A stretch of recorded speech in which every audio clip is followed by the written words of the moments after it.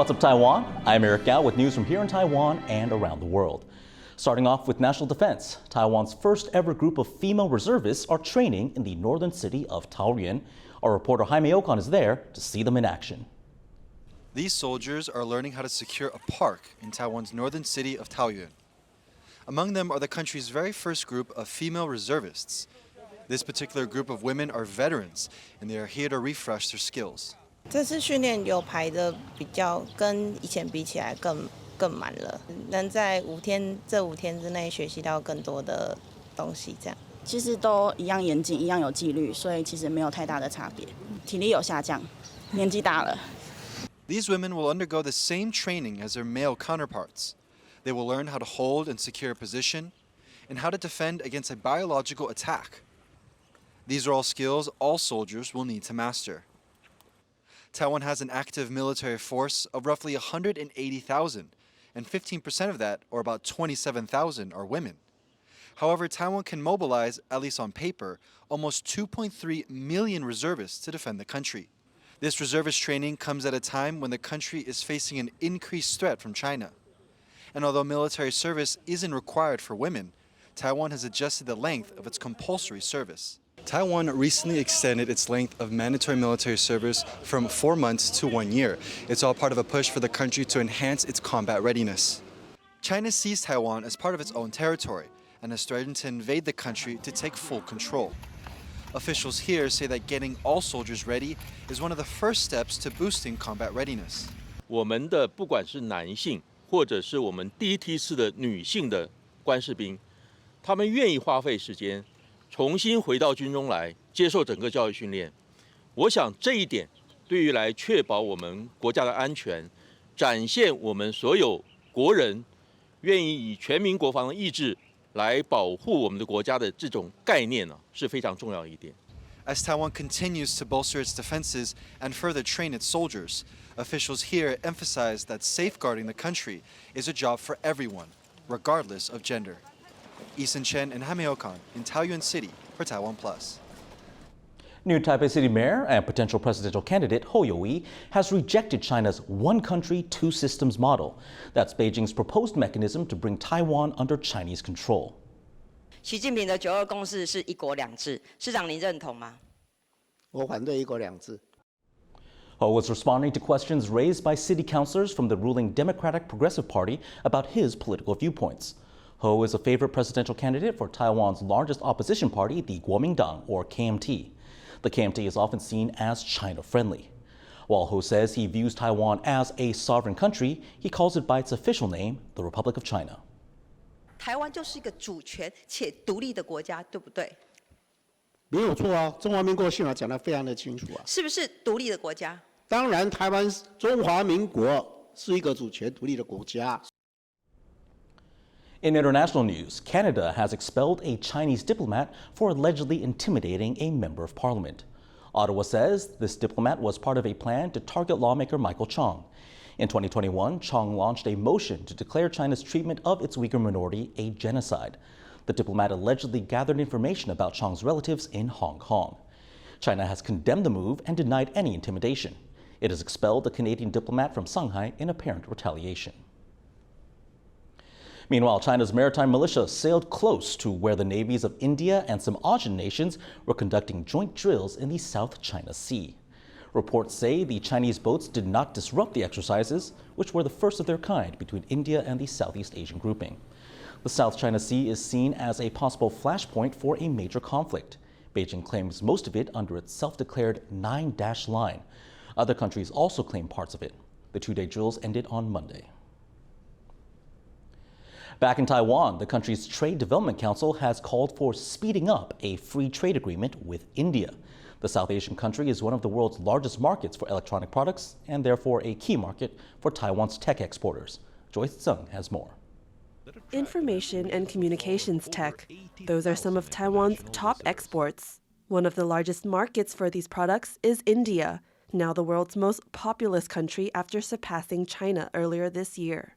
As Washington and Beijing's battle for chip supremacy intensifies, numerous companies along the global supply chain are looking to mitigate risks, and the Indian market has emerged as a key opportunity. 这个供应链厂商呢，其实都被这些大厂要求现在要转移到东南亚或南亚，不论是在供给端或需求端那将来印度的发展都是很有潜力India's Prime Minister Narendra Modi has been pushing the Made in India and Digital India campaigns, eyeing his country's own chip-making ecosystem.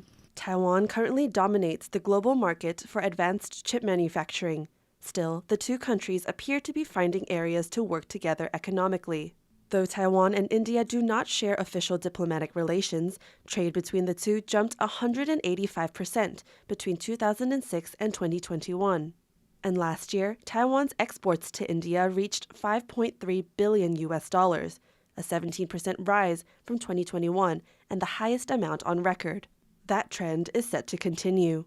I think we are in the most interesting time frame, and this 2023 will be written as a time for India-Taiwan investment push. Taiwan has been working to remove barriers to trade and investment with India, but there have been a few hiccups along the road. To protect its local firms, India set up tariffs on Taiwan-made IT goods, but this was struck down by the World Trade Organization last month. India lost over WTO World Trade Organization lawsuit for the import tariff. That became a quite excitement because Taiwan won on that, and that creates a very definite picture that Taiwan seeing India as one of the most important partners. Amid tense U.S.-China relations, more countries are looking to diversify their export markets and production bases to avoid any fallout. As for Taiwan and India, a common focus on tech could usher in a valuable new partnership. James Lin and Joyce Zhen for TaiwanPlus. Taiwan's exports fell in April, the 8th straight month of decline. Exports dropped more than 13% from the same period last year. Of that, electronics fell 8% from April 2022. Taiwan's finance ministry blamed the decreasing numbers on weakening global demand. This has forced companies to adjust inventories, which hurt their exports. The government says it expects the trend to last until the end of this year. Taiwan's most prestigious museum has revealed it was targeted by a bomb threat over the weekend. Officials at the National Palace Museum say they received a letter claiming that several bombs had been set at its Taipei and Chiayi branches. Both locations were searched with no explosives found. Authorities are now investigating the source of this threat. Taiwan's monsoon season has begun, but the weekend's heavy rains haven't brought much relief to drought-hit central and southern parts of the country. Central Taiwan did receive the most rainfall, but the south of the country only saw sporadic rain and not enough to alleviate the overall drought. Reservoirs in the south were only slightly replenished. Authorities say more rain is needed to bring conditions back to normal. 这一波的降雨算是有些微的注意，那我们还是需要有下一波的梅雨。 甚至还希望能够有西南气流或是午后雷阵雨。 Taiwan is known for producing high-quality tea, but with the drought, some farmers have had to figure out new techniques to grow their tea leaves. Bing Wang reports. Green fields as far as the eye can see. This is Ding Sida's tea farm in central Taiwan's Nantou County. This year, central and southern Taiwan are experiencing severe drought. But even with the area running low on water, Ding is still able to grow his tea leaves. He says it's thanks to a new irrigation technique and a little bit of divine intervention. 以现在今年这样那么干旱的状况，能够持平算是，老天爷有照顾了。 Ding spent 42 days during the winter season using his new method. Walking through the fields, he uses a hose to shoot water, fertilizer, and other ingredients into the soil every 30 centimeters. He then uses a method called drip irrigation to save water. In the past, tea farmers mostly used spray irrigation, using sprinklers to water their crops. But with that approach, much of the water lands on leaves and is blocked from reaching the soil. This in turn can cause the plant's roots to dry up. With drip irrigation, the water slowly penetrates the soil, strengthening the roots. It's also a water saver. 那我们现在采用的滴灌方式，可以较喷灌方式节水50%，也就是说，我1公顷大概用喷灌要用到40吨的水，但是我们用滴灌只要用20公吨的水。Ding says the best time to use the system is during the winter. 这个时间点是茶树的主根生长的最佳时机点，所以你只要在这个时间点你掌握好的话，基本上隔年的春茶它的生长的速势跟爆发力也会来得比较强。Taiwan is one of the largest tea consumers in the world. It's an industry that's grown massively in the last 40 years. In 1980, the average person in Taiwan consumed just under 350 grams of tea every year, but by 2020, that number rose to 1.7 kilograms. And with weather conditions proving challenging for the agricultural industry, many will be glad that tea farmers like Ding have found new ways to keep the country topped up with tea. Zhang Su and Bing Wong for TaiwanPlus. Tea is not just good to drink, it may be good for you. Researchers here in Taiwan have found that some oolong tea varieties contain a special compound that could help treat Parkinson's disease. Yujing Huang has this report. Having difficulty climbing down, this mouse has Parkinson's disease. But the same mouse performs much better after being fed tea ghrelin, a compound found in certain oolong teas. Researchers at Zhongxin University say they've proven that tea ghrelin can fix damaged brain cells, so they see it as a possible treatment for Parkinson's. 这个茶激素服用之后它就让它的坏掉的粒线体，它会把它剔除，然后再重新合成新的好的这个粒线体。 就对脑神经的这个功能有保护。 Protecting brain cells is not the only benefit that researchers found in tea ghrelin. The compound also helped a mouse that suffers from muscle loss syndrome, sarcopenia, to synthesize muscles. The research team also looked into a type of fermented tea, pu'er, and found that its compound, strychnine, can fight against viruses and reduce inflammation. 研究成果呢，大大的提升了国内的茶产业的一个应用。But not all teas have the beneficial compounds. Tea ghrelin is only found in Qingxin, Sijichun, and Cuiyu oolong tea. The researchers suggest that Taiwan build a tea database, so people who want to get a health boost by drinking tea can have a reliable source. Zhang Su and Yujing Huang for TaiwanPlus. An indigenous village has developed a new signature liquor with help from a local university. The drink is a marriage between innovative techniques and village history. John Ben Triest has this story. From out of a bamboo tube comes a surprise, freshly flavored liquor. The indigenous Bunun people of this village have begun pouring sorghum liquor, or gaoliang, into the hollow stalks of living bamboo through holes drilled in the side. There, the liquor matures for a week, much like whiskey in a barrel, taking on the flavor of bamboo as it ages. The marriage of bamboo and liquor is no accident. Drinking home-brewed alcohol is a part of local culture, and bamboo was once key to the economy in this part of southeast Taiwan. The bamboo groves around the village still grow tall. The idea is to create a new product with a distinctive local character.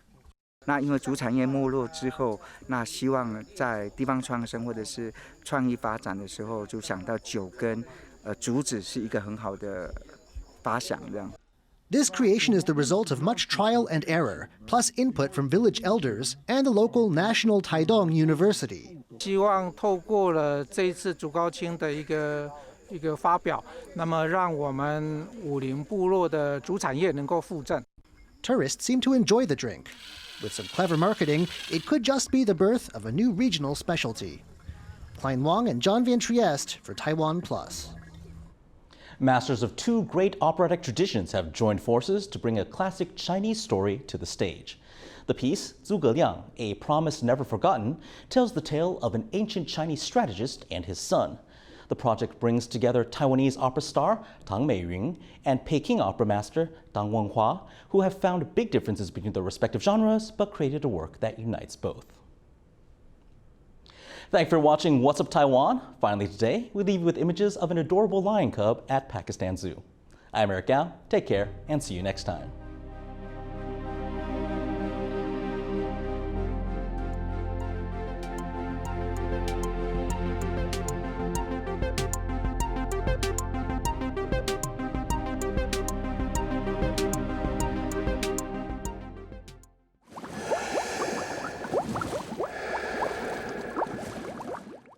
Thank you for watching TaiwanPlus.